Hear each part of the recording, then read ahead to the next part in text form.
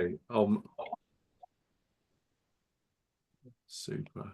Just, yeah, we've got a few stragglers coming in now, but yeah, I think if we make a start. So thank you very much, everyone, for turning up again. And I hope the snow and weather isn't too bad where you're based. But yeah, thankfully we've got a little bit of entertainment tonight with Roger and his talk on. Well, I'll let Roger introduce it in a minute, but yeah, thanks everyone for turning up. What we're going to do is Roger's going to run through his presentation, and then we'll have a question, answer, and maybe a bit of a group discussion at the end, I think, as Roger put it. So, yeah, I will leave it to you. Right. Okay. Well, thanks very much, and good evening, Cornwall. I'm talking from Sussex, which probably isn't quite as snowy, but is just as cold. So, good way of spending an evening. I don't know if you know, I'm a writer. I've been a soldier. I've run a little business, and for the last 5 years until the new year, I was one of the founders and the chair of Curlew Action.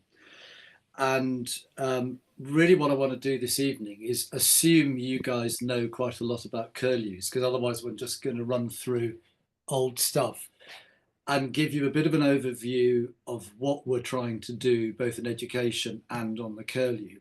But then give you the experience that I've had of 6 or 7 years of researching and writing books as to why I think we're in the mess we are about nature, and also to try and give you hope at the end of it.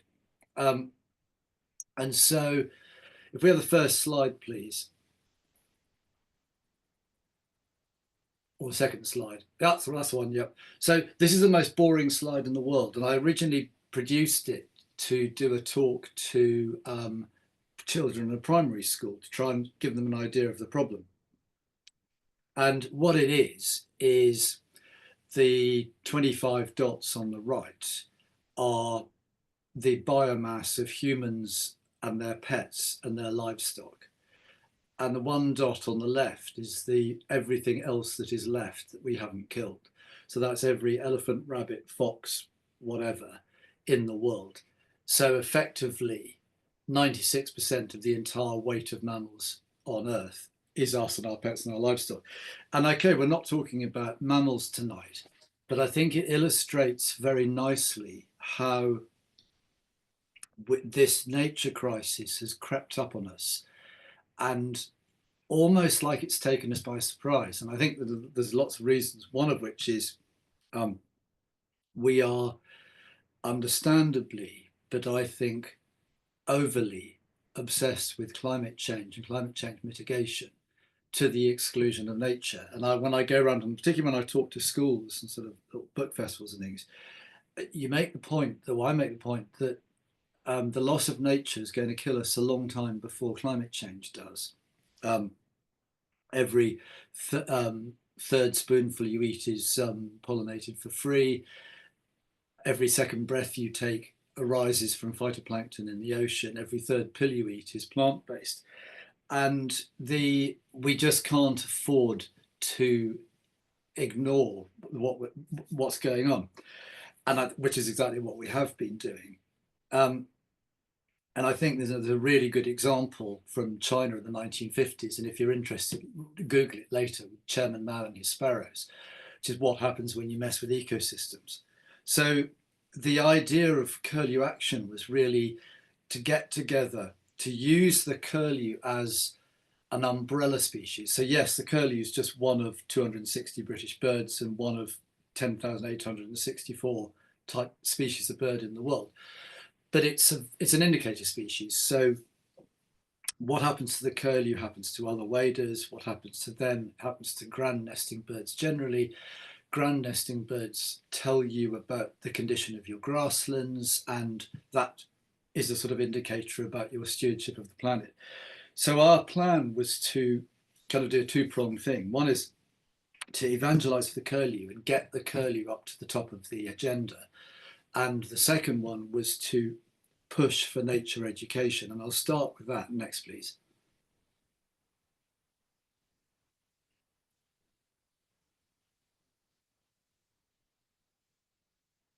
Next. Oh, thank you. Oh, back one, back one. One of the things that I think we forget is why we're in a nature crisis, and a lot of it comes down to one day, which is September the 3rd, 1939, when Hitler's tanks went into Poland.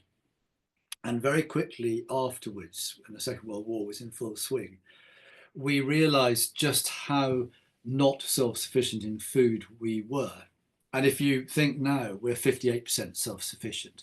Back in 1938, we were 35%. So 65% of our food came in from the colonies.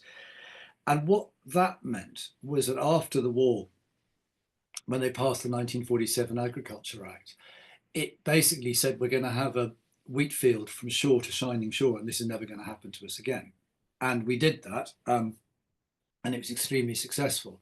The problem is that it killed an awful lot of habitats, and just, you'll know the statistics as well as I do, but 97% of our hay meadows went, about 75% of our ancient woodlands, half of the hedges, about 400,000 miles, and unbelievably 70 to 80% of our orchards.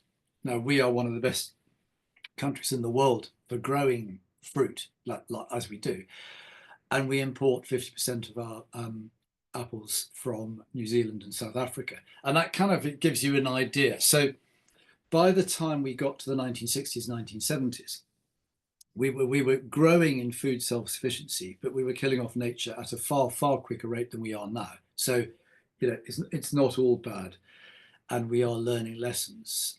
Next, please.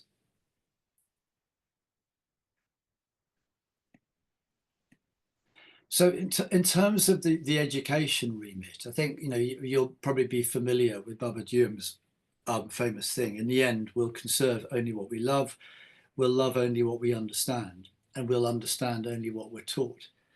And that is so true, that we have managed to persuade ourselves as a sort of population that nature's a nice to have.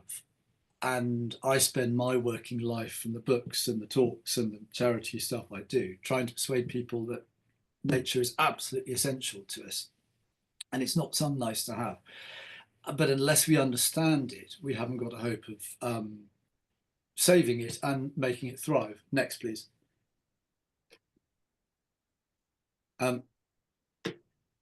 It's sort of that gives you the background statistic, that 50% of people can't identify a nettle, 75% of children don't know what a robin is, 80% don't know a bumblebee when they see it, and 90% don't know what a cabbage white butterfly. And famously, the Oxford English Dictionary every year changes its some words go out and some words come in, and the Junior Dictionary is the same. And sort of in comes chatterum and out goes hazelnut and all the rest. And so it's increasingly marginalizing nature. Next, please. So Mary Cornwall, who is there in the red coat, Mary, back 10 years ago, saw this decline of curlews and linked it with the idea that we could educate people into making the world better for not just curlews, but everything. And here she is with Caroline Lucas. And she campaigned, they both campaigned heavily and successfully for the introduction of a natural history GCSE, really as part of a nature pathway that went all the way from primary school to the workplace. But the natural history GCSE was the kind of cornerstone, and the bits before and the bits after will come.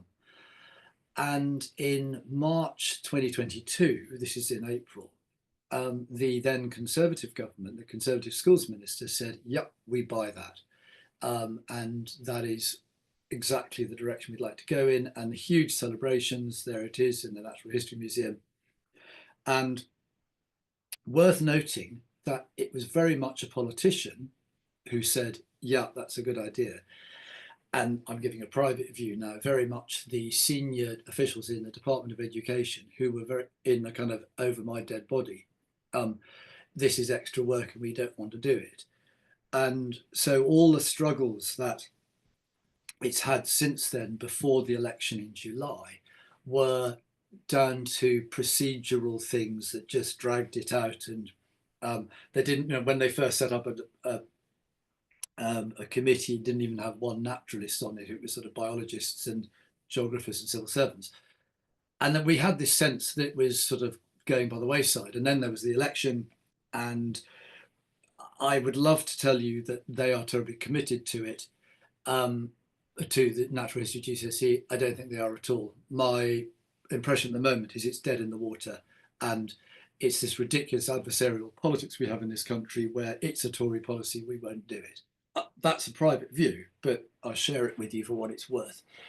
And so right now, the status of the natural history GCSE is it's not there. It's alive on someone's desk. We may see it, but our original hope, which was by autumn 2026, we'd be running it. That's not going to happen. Next, please. So this thing that we put on our website in April 2022 is no longer applies, which I think is very sad. And I also think it should be a cause for enormous and controlled anger from people like you and people like me, because we are, by the fact we're all sitting in this chat room, we care about it. And I don't think, no, I think this kind of thing is too complicated, too important to let civil servants and governments mess around. Next, please. So on to the curlew itself, and I love this bird, and I bet you love this bird. Numenius aquatus, which is basically, if you look at the beak, the bill, it's the bird of the new moon, and the new moon being shaped like the bill.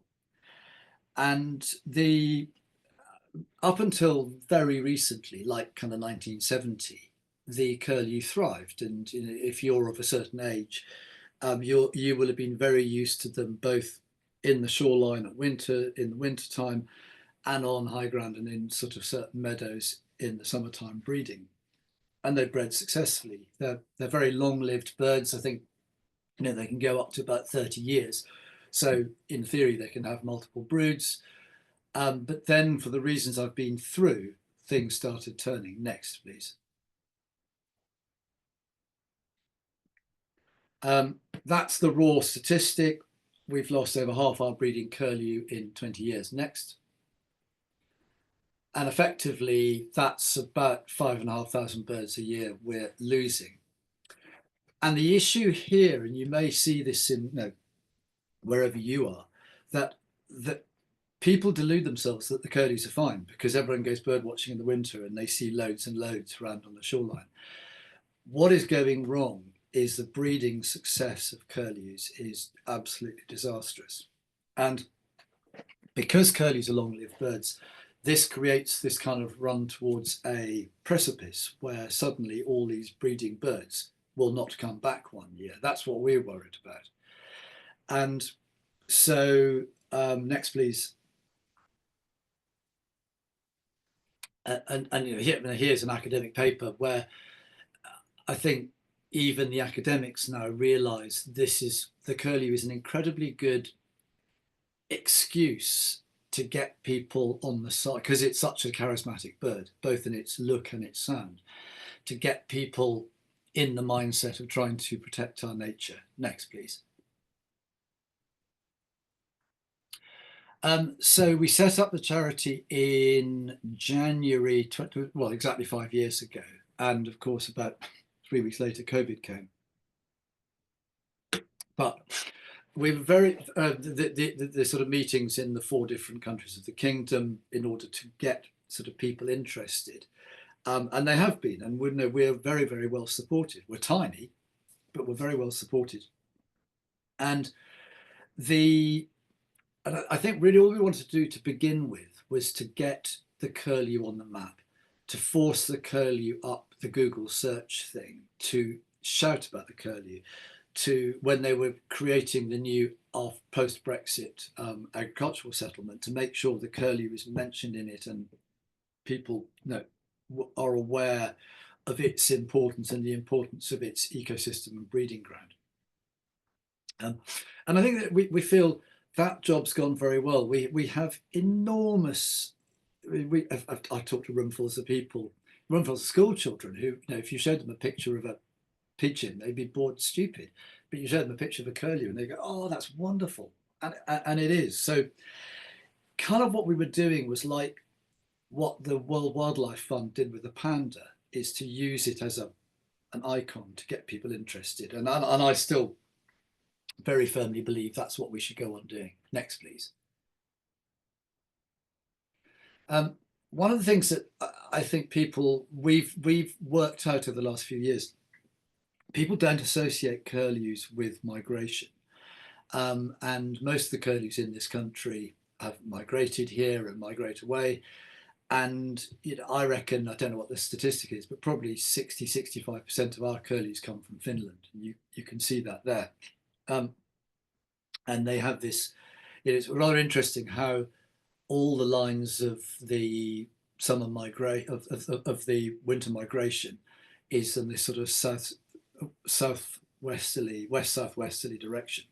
So we get the Finnish ones and a few of the Norwegian ones, whereas some of the Belarus ones go to France and Spain and Portugal. And what that has said to us, next please, is we can't just do this in isolation as a British project, because for lots of reasons, but unlike humans, curlews don't recognise boundaries and borders, and they're flying in, and the problems, you know, we can learn from what other people are doing, and other people can learn from us. And this was last February, and we got, I think there were 105 people, something altogether, field workers from all around Europe, from the UK, maybe some of you were there, and it was absolutely fascinating because each country gave a presentation on the state of their breeding curlews, and what they were doing about it. So, you know, you're familiar with the problems in the UK. The Poles were saying, well, their issue was that they'd started injecting foxes against rabies. So rabies was a thing of the past. So suddenly the foxes were multiplying, and you can guess the rest.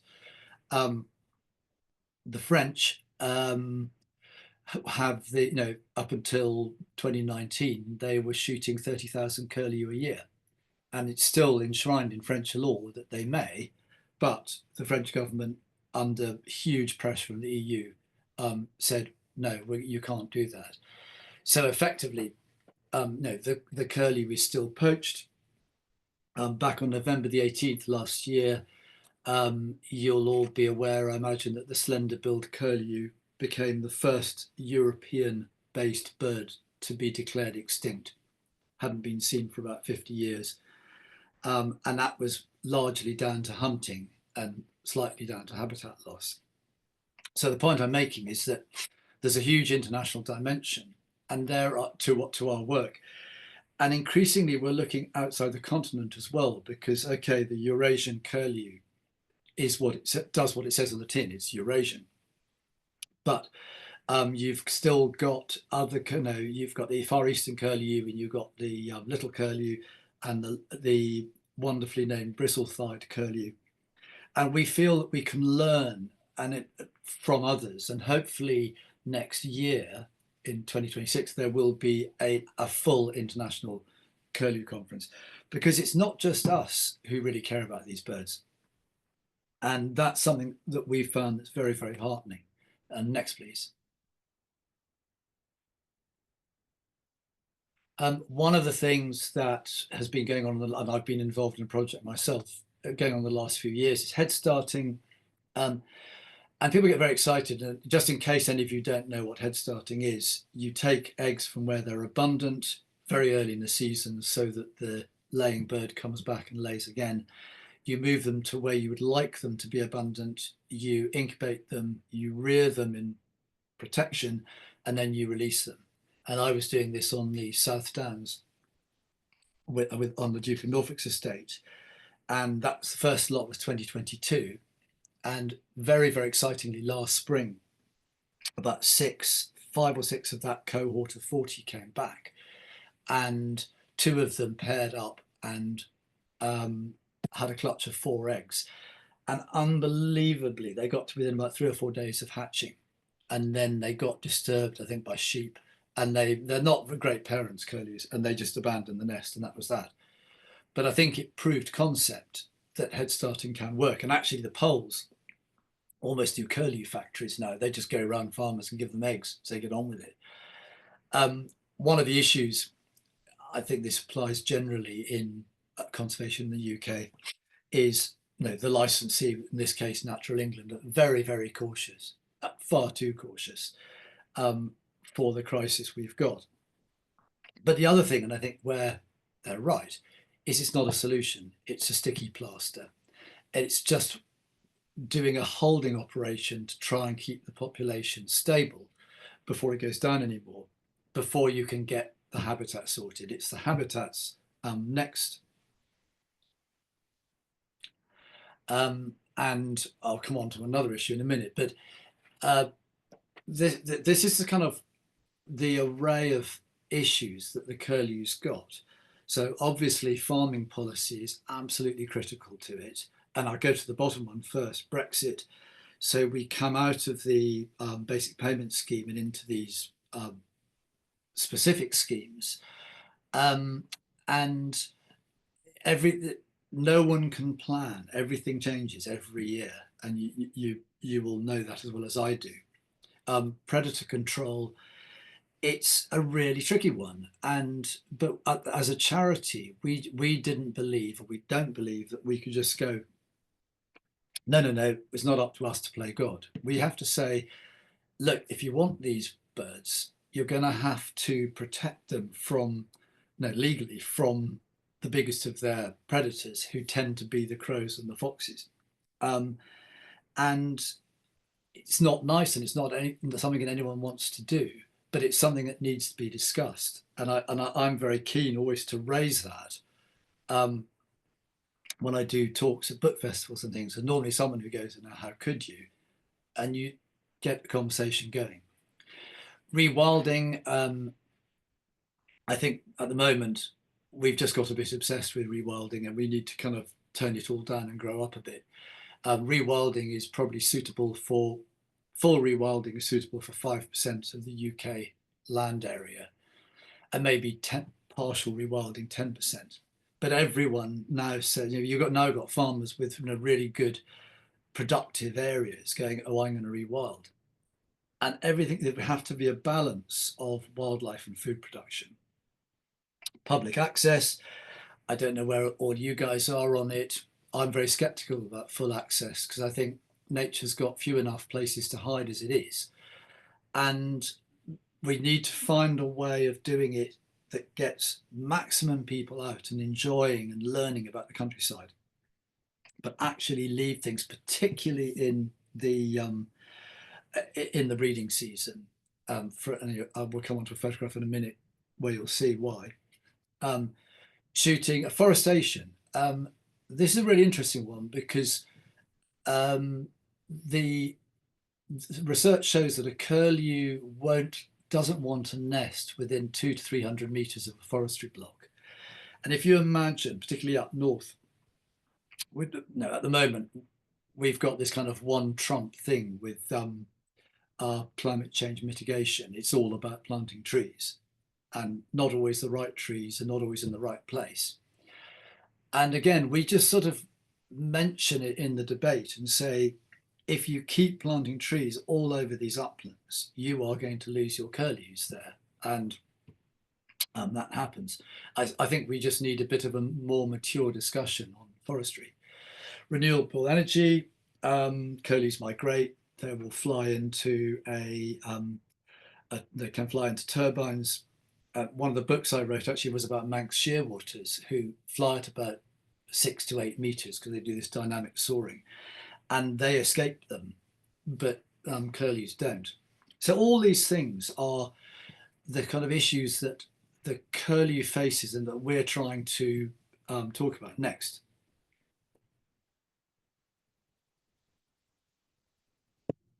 So I just want to shift the dial a bit and say why I think this is, because that's something that we can discuss together, or you can discuss yourselves afterwards. This is back in March 2022. I decided to walk the full length of the country from Lymington to Cape Wrath, about 1,000 miles, in 50 or so days. And it was partly researching for a book on how we are repairing habitats and ecosystems, and partly to raise money for the Curlews, but also to see how many days out of that 55 I saw Curlews. And it was a really, really interesting thing.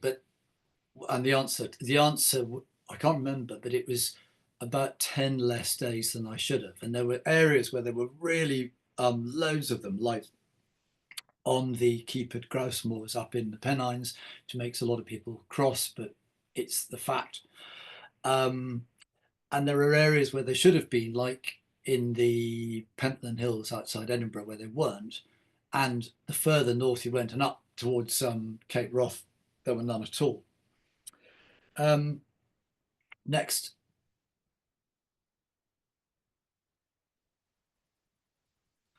This is, I'm going to show you this picture twice. Might be familiar as birders with the guy in the blue shirt, Mark Cocker, who I think is one of our finest nature writers, and he's a friend. And I rang him up when I got to the end, and I said, "Look, I've written this book, and I feel rather guilty that I haven't put bad news in it." Which, you know, because I don't want everyone to think, "Oh, it's all wonderful." I want people to go, "Hey, hang on, what are we doing wrong?" And this is a little raised peat bog just within Macclesfield city limits in not Derbyshire, in Cheshire, and 200 hectares, one of the most precious rare environments in the UK. And the East Cheshire County Council, in its wisdom, decided to put 950 executive homes on it. And you cannot believe it. And so Mark took me up to show me around and to meet these people, and we'll come back to them at the end, because I think that's the key to what I'm trying to say next.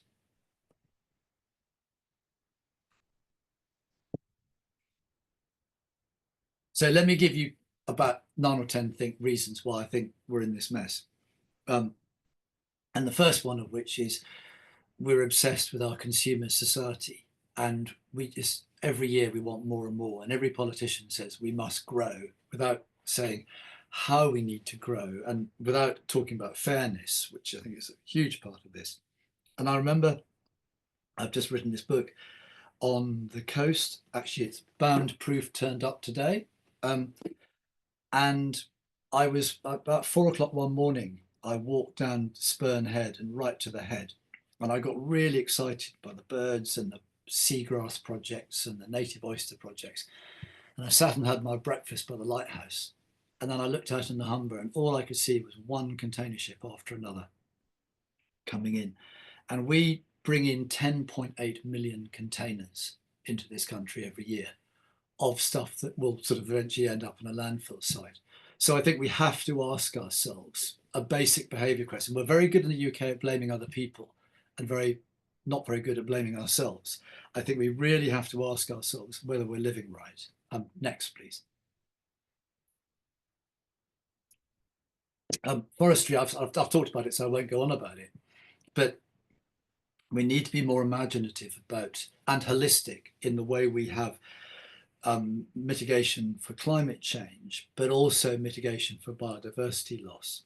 And this was in my walk. Kielder Forest, the largest man-made forest in Europe, and I walked through it. It took about a day to walk through. And did I see any wildlife? Nah. There was the odd squirrel, the odd crow, maybe the odd pine marten back in where I couldn't see them. But it was an absolute biodiversity desert.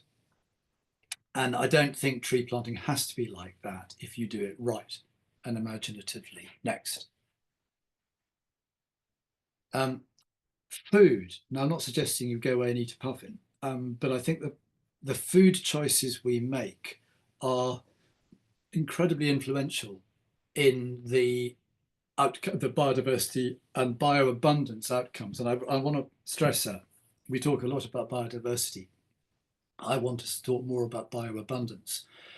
And sometimes we just have to abandon a species, if it, no, maybe the capercaillie or something. But for me, the key is I don't want to see one linnet coming out of a hedge. I want to see a flock of 80 linnets coming out of a hedge, because that's the way it should be. So the food choices, I show this because until April last year, the Danish fishing fleet was licensed to get about 500,000 tons of sand eels out of the North Sea and round the corner. And sand eels are what this bird eats, as you know, and it's a stubby-winged bird. So unlike a shearwater or something, it can't fly 1,000 miles for a feed. It goes, as far as it can. And that was they reckon that was the single biggest determinant of the decline in the puffin. And I think it's on the red list. But and those sand eels were going back to Denmark and doing one of three things. They were either being pulped as food for farm salmon, or they were being fed to pigs. Ask yourself why Danish bacon tastes slightly of pigs, of fish, or they were being sort of ploughed into the soil, and that's good now because that's finished. And although interestingly, the EU is now fighting the corner for the Danish government, trying to force us to let them come sand eel fishing again. And we got very good in this country at blaming our own government on everything, and so thinking the EU is perfect. Let me tell you, it's not. And I think we want to be much more robust in defending things like this. Next, please. We are ludicrously chemical based, and here is a little honeybee that's met some glyphosate, and we sort of create rules and then we don't stick to them. So we created a rule that we realised that neonicotinoids damaged pollinating insects, and therefore we banned them alongside the EU. And then every time there's a problem on the sugar beet crop, they say, they give them a derogation, say, okay, you can use it for another year. And actually, at a certain point, we have to jump and go, no, that we need to do this for our wildlife. And actually, they had a sort of real possibility of a hit there, because we suffer from an obesity crisis and an overweight crisis in this country, and sugar's part of that. Get the farmers to plant something else. But no, so I think we're still too chemically based. Next, please. I love this. This was up on the Pennines. It's my favourite shop. But the reason I've put it here is not just the food decisions we make, but the shopping decisions we make. And I think 96% of all food decisions are made in 8 boardrooms. And we're the only country in Europe that does that. We have very little food democracy. And I think it matters, and it matters for the curlew and it matters for everyone else. Because if you, for example, force farmers on lower and lower and lower prices, farmers are going to be less and less able to do the kind of project that will help the curlew. And so I sort of try and I think the problem is that buying from artisan food shops is much more expensive. And for people in food poverty or near food poverty, it's not always a solution.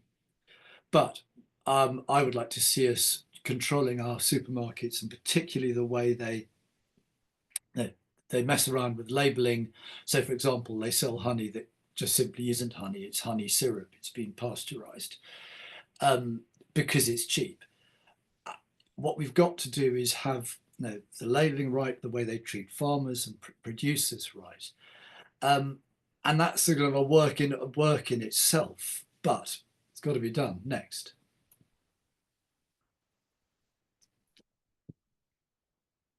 I'm very conscious I'm racing through this, but I just want to sort of give you this overview. Waterways, this is a wonderful project I looked at on the Upper Tweed, where they've re-meandered. One of the things about rivers in the UK is they have basically 2 things. They're very short and they're very straight. They're short because we're a small country, and they're straight because in the Industrial Revolution, we straightened most of them so we could run roads and railways alongside them. That does two things. It produces flood problems for the towns below because the water comes through much quicker. And it's a biodiversity nightmare because you don't have the gravel, you don't have the corners. And what's staggering about this play up at Edleston is they did it about 4 years ago, and within 2 years, everything had come back. It's not 10 years or 100 years. And that's the thing with all this biodiversity is the quicker, the decisions we're making on climate change will take 200 years to work. The decisions you take somewhere like here will take a year or 2 years. And for people like you and people like me to sell this notion to everyone else that it is really worth investing in this. Next, please.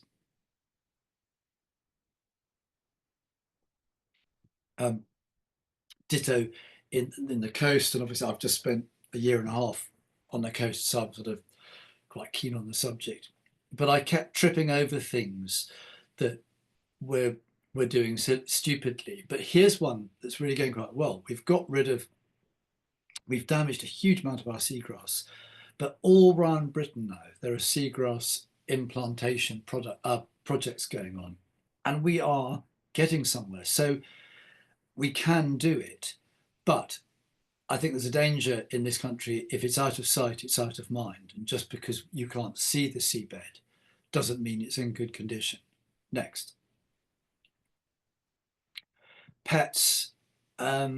We have 25 million pets in this country, 13 million dogs, 12 million cats. And they are all, it's just having 25 million not very good apex predators. The dogs, actually, I don't know if you get as annoyed as I do with dog poo bags put up on beauty spots because people can't be bothered to take back to their cars. Dogs kill something like 18,000 livestock a year, but also they just go thumping around in the breeding season, and every grand nesting bird hasn't got a chance. I saw when I was up on the Pennine Way, I remonstrated with someone whose dog was bouncing around, scaring off curlews. And they said, no, he's just playing. And you went, he's not just playing. Cats, depends who you listen to. If you listen to the RFPB, they kill 29 million songbirds a year, and it doesn't make much difference. If you listen to the research that I prefer to believe, they kill about 110 million, and it does make a difference. Cats should have bells, but we don't do that. We don't think, we don't want our pets to be inconvenienced with a bell. We'd rather see the nature go. Next. I think we underplay this. This might be a bit controversial, but I wrote a book about cows, so I would say it. We underplay the use of the cow as a biodiversity engineer. We talk an awful lot about its methane, the harmful greenhouse gases, but they are wonderful biodiversity engineers. And here are a couple of, well, there's a belted Galloway and 2 Rigget Galloways up on Malham. And the farmer was telling me that within 3 years of getting them, they had bought plants that they hadn't seen for 50 years. The curlew had come back and was nesting. There were bluebells, all because of these guys. But we like to comfort ourselves with the idea that cows are bad and we need to get rid of them. I think we need to be very cautious about that. And even where you have curlews nesting, the cow is very careful where it puts its feet, and a sheep isn't. So I'm a big cow fan. Next. Money. We just don't think that saving nature is a good use of our money, and we are so wrong. It is so cheap in relation to everything else. And I kind of use the example of Liz Truss going off when she was trade minister to Australia to sign that dire trade thing, spent £500,000 on a an aircraft to take her and her people and some journalists, 15,000 pound bar bill. Just think what you guys could do, what we could all do. So I think you want to, I believe very firmly, we need to pressurize our governments much more than we do to spend the money now, because it's so well spent and it will pay back so quickly. Next.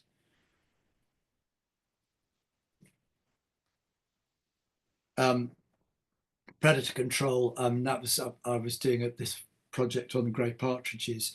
Here are two foxes enjoying a grey partridge, and that's natural. And actually, we worked out that a curlew or a grey partridge has, if it's done in my area, has about 34 things queuing up to eat it, either as an egg or a chick.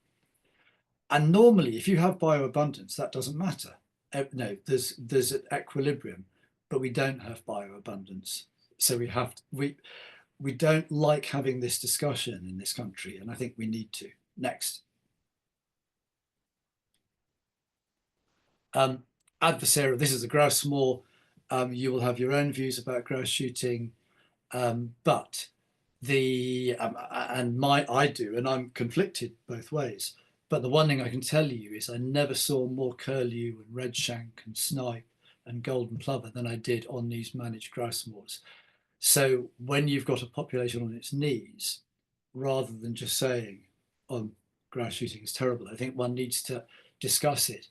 And I think to bring back what I'd like to see is discussion between shooting and conservation, to see not how they can hate each other more, but how they can work together, because everyone wants roughly the same thing. Next.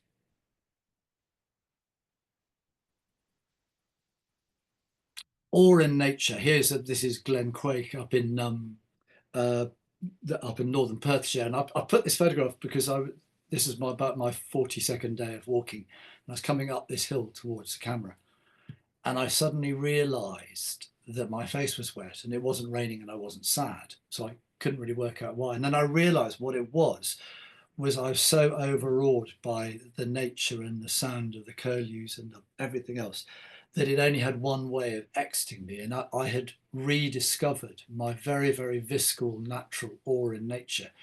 And I think it's something I've tried to teach my kids, and something that we're missing. We like to pretend we can explain everything scientifically. We can't. There are things like, one of the reasons we love curlews is it is love. It's not practical.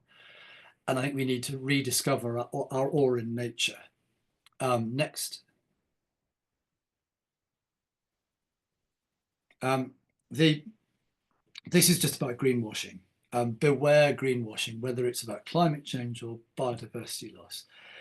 Formula One said in 2015, by 2030, we're going to be carbon neutral. And it is just ridiculous. In what sense can a Formula One team that goes to 22 races in different countries in a season and takes 200 people with it be carbon neutral? And they say, well, we're developing more aerodynamic cars, which is going to help. And of course it is, but only 7% of the fossil fuel signature of the Formula One team is its cars and racing, and the other 93% is getting everyone around the place. So I think I want to see us, and I think the charity wants to see us being far tougher on companies making claims that they can't substantiate. And again, there are so many mainly smaller companies just trying to do their bit and get incrementally better. And I like to think we'll support them and the bigger ones who are doing it properly. Next.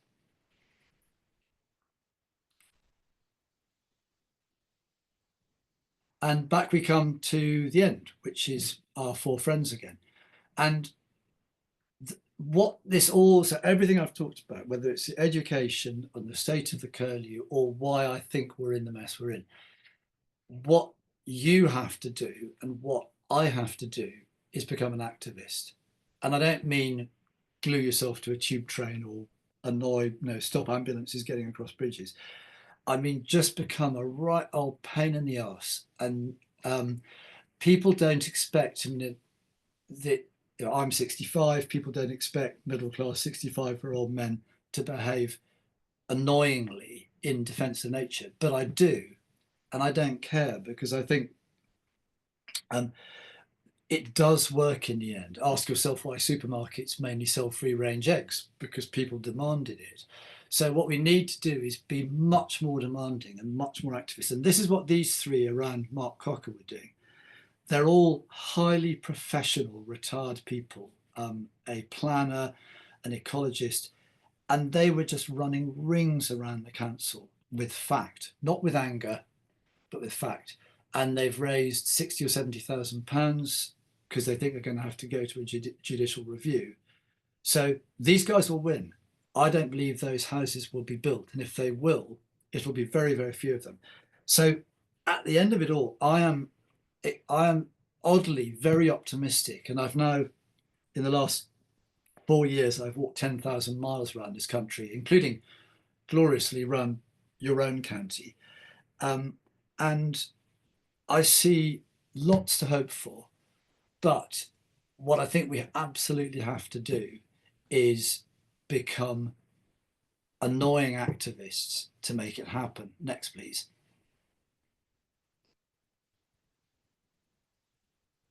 Oh, sorry, that's a shameless plug for the book. Next.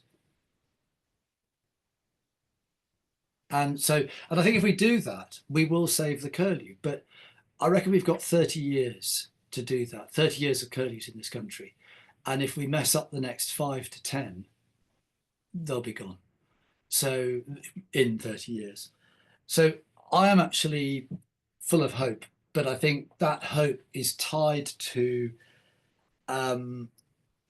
controlled anger and just becoming a pain in the backside to make sure this is all, that we do this. It is a battle worth fighting. And I've rushed through that a bit. Thank you so much for listening. I'm very happy to take questions.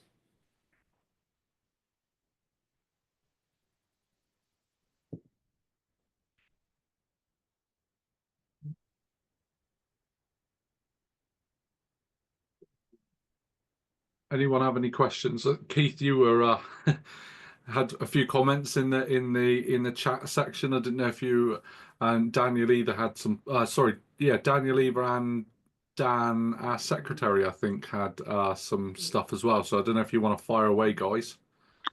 Keith speaking. I would sit and have over a bottle of whiskey with Roger and discuss a lot of this, because some I agree with, some I don't.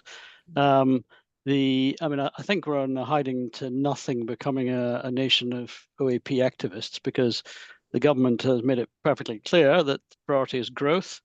So we can expect to see more wind turbines in the uplands, more high tense, pylon lines across some of the lowlands, etc. I think the lowland Curlews are onto a hiding to nothing. Personally, the way this government is trying to go, that's not to say the previous government was much better, but I agree with the activism aspects. It's quite interesting. I've been doing a bit of head starting support out in RAF airfields in Lincolnshire, with finding the nests, harvesting the eggs for Natural England and WWT to take away. And I think that's the only way we're going to keep those populations going on the lowlands, because the old-fashioned way of doing farming pre-70s, where every farmer would control foxes and crows and things on his land, that's gone now. So the elements to get those Curlews to breed successfly to fledged youngsters in the countryside have sort of gone, hence the artificial way of boosting it. But I'm happy to be a OAP activist. Just a question back to you, Keith. Do you, when you do your head starting, do you get the sense that you're doing something useful and important, or do you worry that it's just a little sticking plaster? No, I think it's vital for the lowland Curlews. As you've sort of articulated, the moorland, the upland Curlews are okay. They're declining less fast, I guess. than the lowland ones. I mean, the move from hayfields to silage and all that, and then everything else which you've articulated. You can sticking plaster that, with fences around curlew nests and sympathetic cropping, where you get these little tufts of cereals which contain a curlew's nest, etc. But I do think we have to continue the sticking plasters going to try and get those curlews productive in the lowlands and in the uplands, for that matter. So I quite like the idea, which you said, that Poland is sort of curlew egg farming or whatever. Was it Poland? Yeah, it was. Yeah, yeah. interesting. I noticed that's quite an interesting intervention. But that's the way to hold the fort, I suppose, until we have major change in the way we do business in the countryside and elsewhere, which I don't see as being a priority, sadly, for this government. I think you're right. And actually, I saw someone put in the chat about rats, and absolutely. And I did this on the Duke of Norfolk's estate. I did a sort of 3-year on and off study of the partridge, and wrote a grey partridge, and wrote about how they saved the grey partridge. And the amount of rats. I mean, I went out one evening with the head keeper in a field of 25 acres. We walked around it, and in an hour and 10 minutes, we had 60 rats. And they would, that's a huge problem. But they are, one of the 34 things that are out to get these ground nesting birds. Yeah, I mean, my comment actually on the rats was more to do with the puffins and islands. Oh, well, yeah. When you were talking sand eels, I was saying the rats is another problem, which is being addressed in some islands. Well, interestingly, I think there's now 8 or 9 islands that have been cleared. I think I've been on most of them, of rats, and it's been, as you know, it's stunningly successful. You go to Lundy or St Agnes and go in the Scilly Isles. How are those ones getting on? Does anyone know? The shearwaters and the petrels. I haven't heard the results, but I think the fact that they're recolonizing much previously, better, I think, is the short answer, Roger. Yeah, they're bouncing back pretty rapidly, I believe, because of the intervention.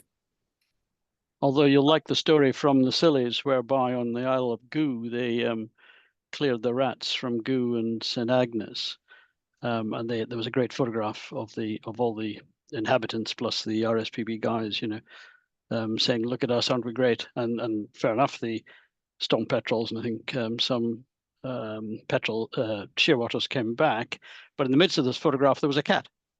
And last year they found the cat had done away with half the storm petrels. Well, no, absolutely. And I went on I went onto that onto Goo with the seabed ecologist down there, and I think one of the interesting things that she was saying was that they had spent, is it 2 years, 3 years, getting the locals on side before they even started it, and they really felt that had been worth it. But no, cats, absolutely. Any other questions?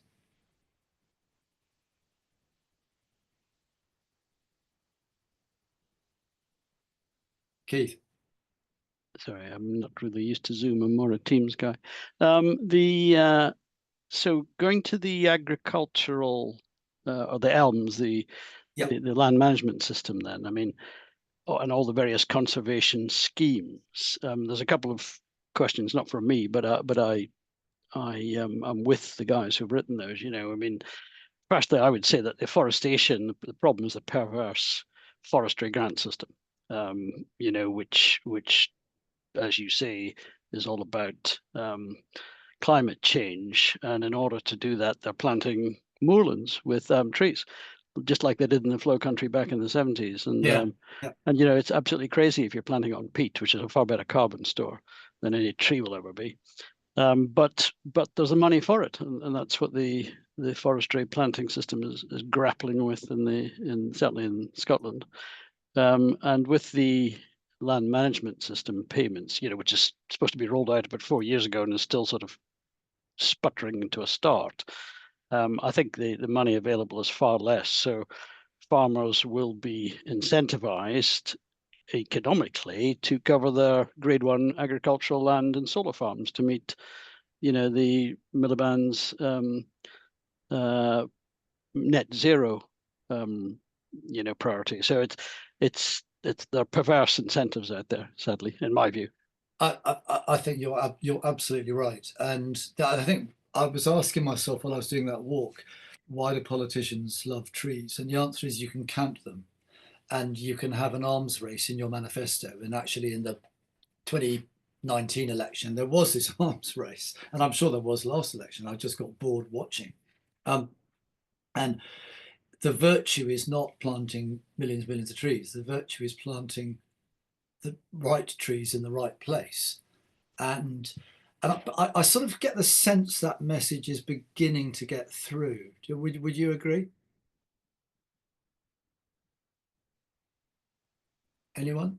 I agree with you, Roger, but with a caveat that it's getting through to perhaps the people with the interest, i.e. people like ourselves that have a personal vested interest in other subjects like curlew, for instance. But yeah, whether that's filtering down to the general public, if you like, which is my concern with organisations like Forestry England, for instance, who's got a vested interest in having more trees in the UK because it's a bit of job security and longevity for them, isn't it? So that's the only thing I'd say is that I think, that you're right, but whether it's going far enough at the moment might be another matter.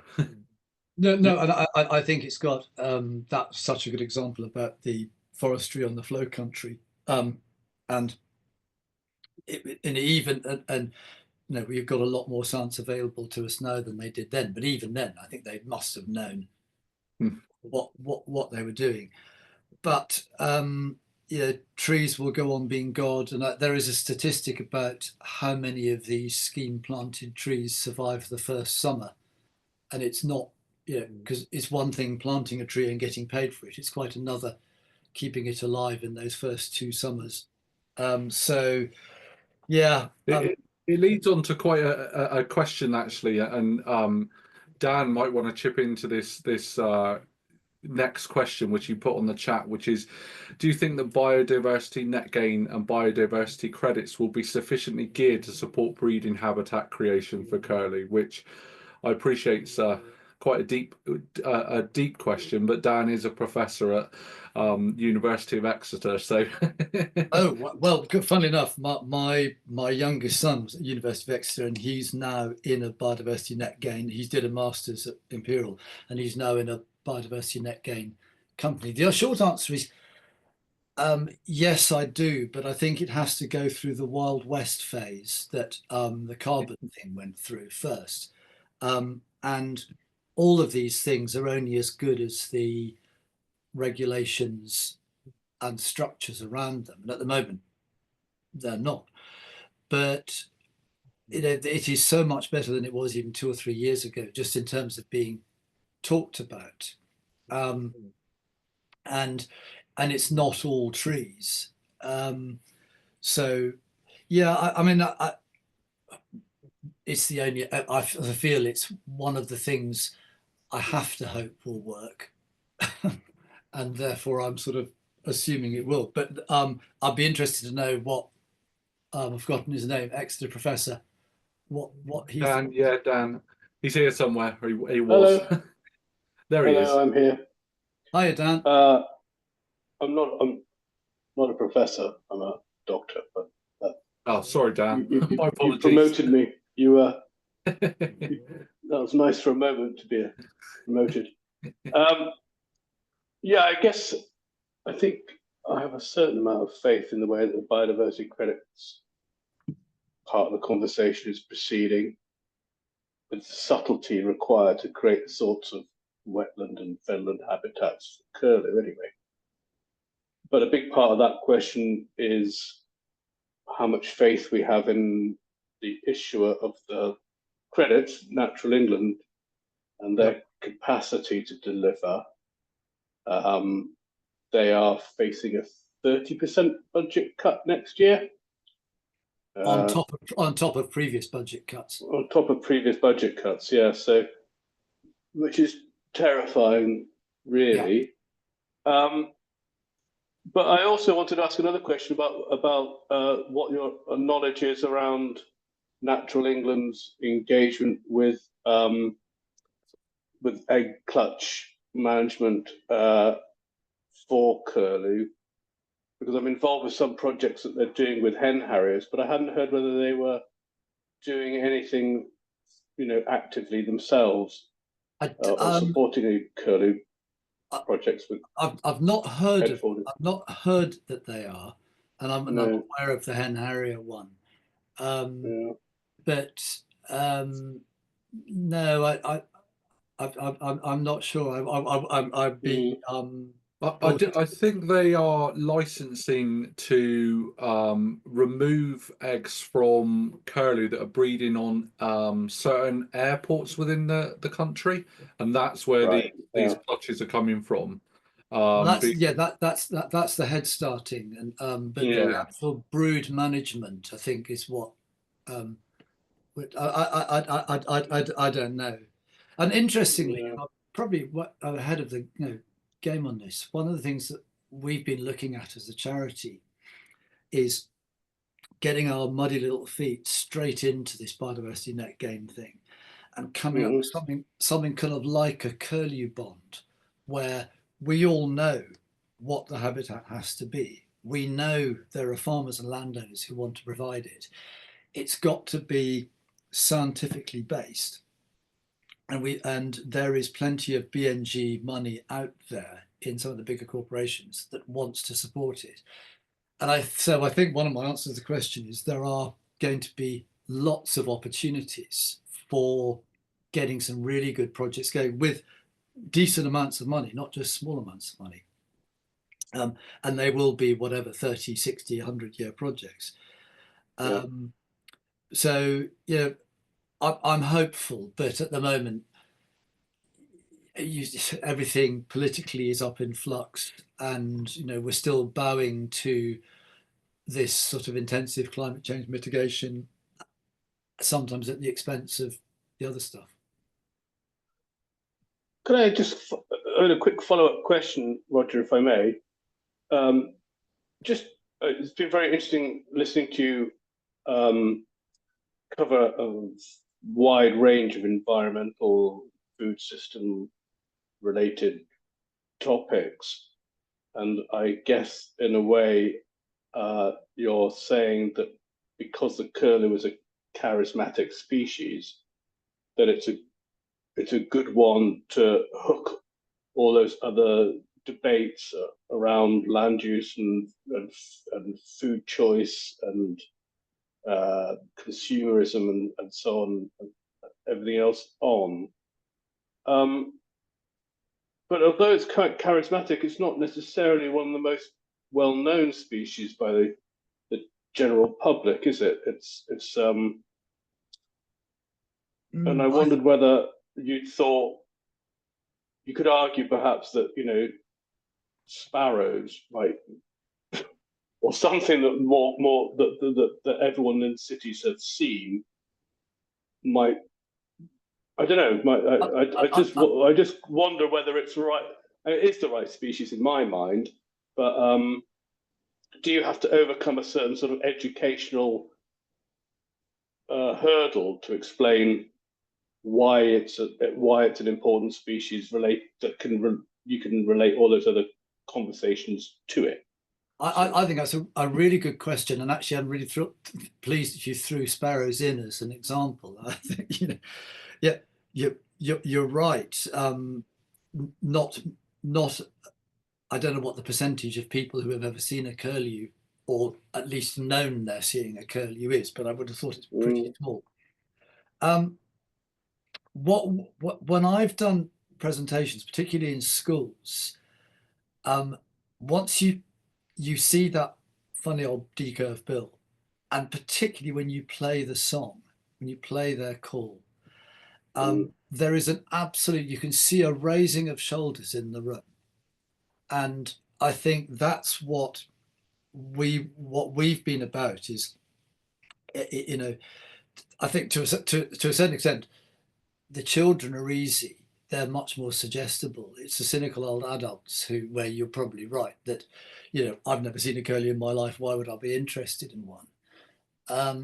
But I think our feeling was that if you drew the line at grand nesting birds, I couldn't possibly pretend that what happens to the curlew is, you know, relates to what happens to a pinkfoot goose or a shearwater, but that it is so relatable to other grand nesting birds.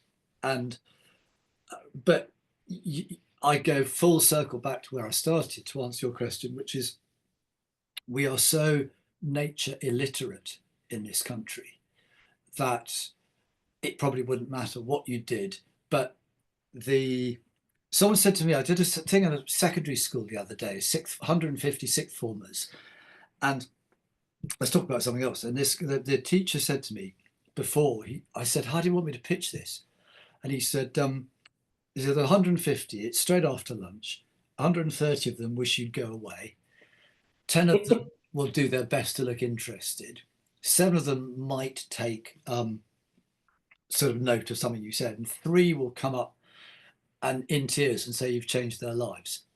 And actually he was right. 2 came up in tears and said I've changed their lives. And he said, what you've got to do is just talk to those 3. Don't worry about the other 147. But in everything we do, if we can find ourselves, you know, if you can bring 2 or 3 people along, they will do the influencing. And I think that one of the good things that's going on in the UK is there's a lot of young naturalists who are very savvy and very media friendly. And they're the people who are going to win this battle. It's not, I'm afraid it's not people like me. I'm going to get people talking, but they're actual people who do the persuading. So yeah, I think the curlews, I'm biased. I think the curlews are a really good example. You know, around where I live, the grey partridge is a really good example, but it's associated with shooting and therefore it comes with complications. Yeah. I'll stop talking now, but I just think that of all the statistics that you mentioned at the beginning of your talk reminded me of one that I heard the other day, and I need to dig out the reference because otherwise it might seem a bit specious. But it was from a reputable source. I think it's someone in RSPB told me that 73% of the birds in the world are chickens. Oh, I'm surprised it's that little. Yeah. There's it's a good one, though.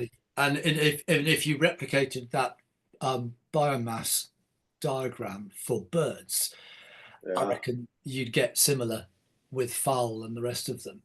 I mean, there's a absolutely true statistic that 50% of the biomass of the avian biomass in Britain is pheasants and red-legged pheasants. Yeah. And we bring in 55 million pheasants a year, and we pretend that it doesn't affect ecosystems. That's why there's a bird biomass drop in autumn. Yeah. Every year because the pheasants all get shot. Yeah. Well, it was my colleague Kevin Gaston at Exeter who helped do that research. Oh, okay. Well, because I think the interesting thing is that you have 55 million, and only about a third of them get shot, and only about a third of the ones that get shot, as far as I can see, get eaten.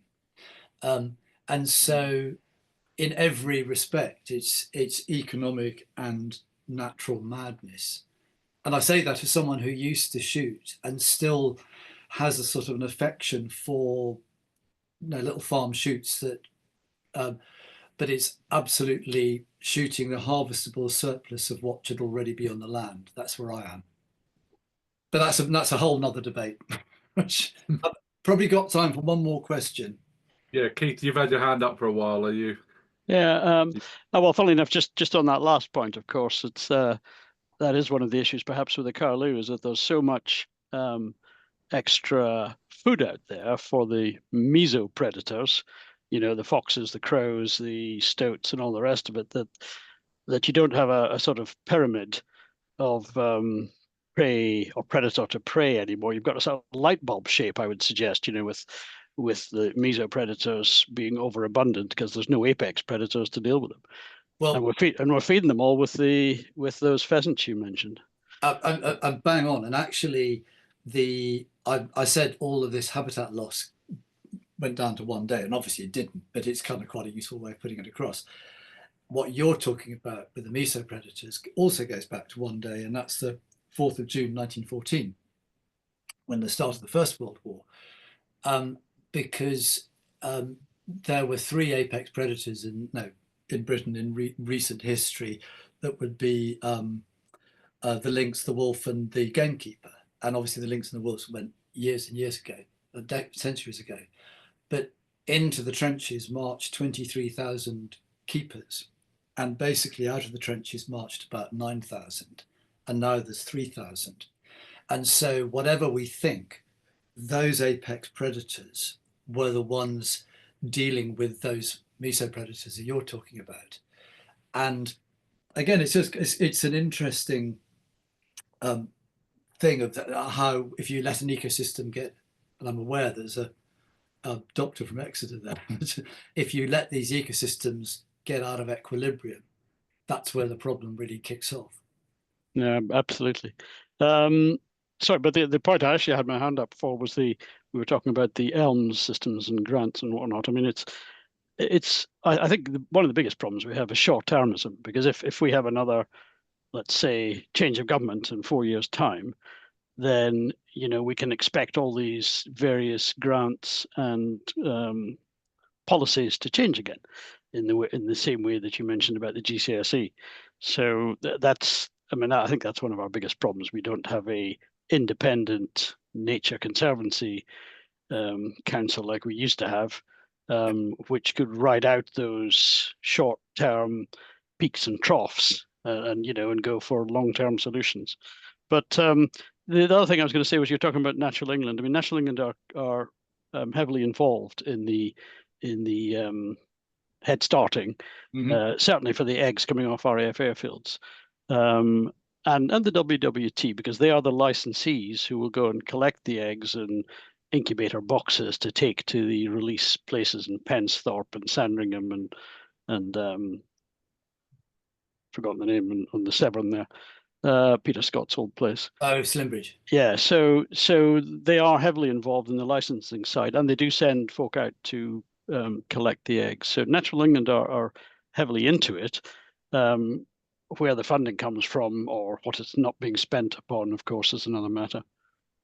Yeah, up to a point, I agree with you. I think my experience of Natural England licensing the project I did was they were absolutely obsessed about whether there was ornithological breeding records of curlew on the South Downs. Well, kind of ornithology only started in about 1870 or 1880.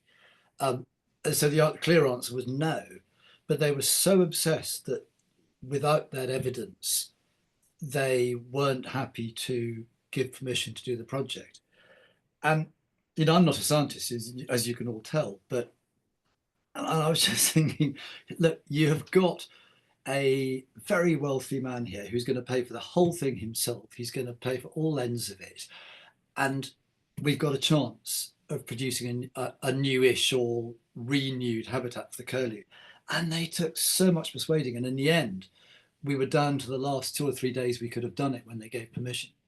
That's ridiculous. And given the success which Dick Potts and all your predecessors on the estate there have had, that's perverse again. But of course, I guess that they're running to the IUCN guidelines there, which demand that sort of evidence. Tragic. No, anyway, I probably anything else for me? I probably ought to make a move. No, I don't think so. Thank you very much, Roger. Really appreciate it. It's been fantastic. Yeah, sorry you got such difficult questions at the end. They weren't. They were lovely. Thanks so much for your time, Roger. It was excellent work. Good. All strength to your elbow. Well, no, and what I will do is when I'm next down in Cornwall, I will send the people whose email address I've got an email, because it's always lovely to meet with local birders and sort of have a pint and go to a cliff and see what's going on. Maybe go to a cliff and then have the pint in that order. And Roger, yeah, I wouldn't mind a chat, because I'm intrigued by your hen harrier brood management stuff. Right. Which, of course, brood management, head starting, it's the same thing. Well, and I'm sure that they'll give you my email, and anyone's welcome to contact me. I'm embarrassed that I'm very grateful but embarrassed that the book title's been up there for the last 20 minutes, because that wasn't the idea. It was just an old presentation. But I do want to leave everyone with this idea that, you know, I'm not an optimist. I'm positive that, you know, people like us lot in this room, can make a difference, and that's just what we got to do. Well Right. said. Thanks so much. All Thank right, you. good to see you all. Thanks a lot. Thanks everyone for attending. Thanks, everybody. Our Bye. next talk's in 2 weeks' time on the 22nd, and it's by WaderQuest. So yeah, hopefully look forward to seeing you all then. Thank you. Have a Bye. fantastic Bye. evening. Thanks you. a lot. Bye-bye. Goodbye. Good night.